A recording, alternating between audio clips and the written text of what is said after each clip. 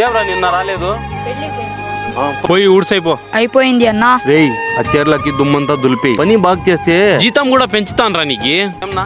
ఏం లేదురా, 50,000 అవసరం ఉండే, ఇస్తే 15 రోజుల్లో తిరిగి ఇచ్చేస్తాను రా. 50,000 నా వ్యాపారాలు కూడా సరిగ్గా జరగట్లేదు, డబ్బులు కూడా నా దగ్గర లేవు. నీకు లేవు అని కూడా ఎట్లా అనిపిస్తుంది? లేవన్నా డబ్బులు. లేరా, ఏడో చోట అడ్జస్ట్ చేసుకుంటాను. సర్లేనా. ఏయ్ మాటలేమి వింటున్నావు? పోయి పని చూసుకోవా. టీ అయినా తద్దు రారా.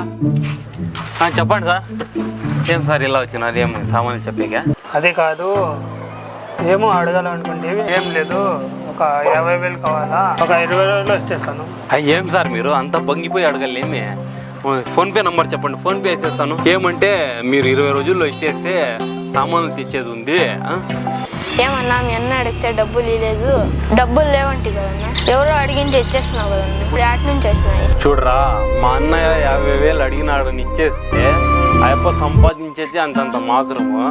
యాడ్ నుంచి ఇచ్చిస్తాడరా 50,000. ఈ మధ్యకాలంలో మా అన్నయ్యకి సంపాదన కూడా తగ్గిపోయింది.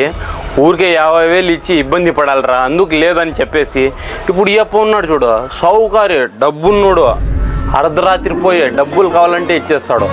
అర్థమైందా? ఎప్పుడైనా పనికి వస్తాడు రా అయ్యప్ప, మా అన్న ఏం పనికి వస్తాడు? అందుకే అయ్యప్పకి లేదని అయ్యప్పకి ఇచ్చి.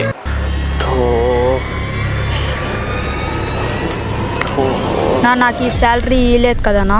నీకు శాలరీ ఇవ్వాలా, షాప్ వాడికి కట్టాలా, సరుకులు తేవాలా, వాడు ఫోన్ ఎత్తట్లేదు, స్విచ్ ఆఫ్ చేసుకున్నాడు రా వాడు. వాడిని నమ్మి నేను వేసి ఏరా తమ్ముడు, చెప్పనా? ఏమో డబ్బులు తక్కువ పడి ఇబ్బంది పడుతున్నావంట. ఏం లేదు నా. ఉండిలేరా తమ్ముడు, చెప్పు. నీ భార్య నా పెళ్ళం దగ్గరకు వచ్చి ఈ విషయం చెప్పింది, ఎంత కావాలో అడగరా. నా ఓ 50,000 కావాల్సిండే, అది కొంచెం ఇబ్బంది పడతాను, యాడ దొరకలేదు.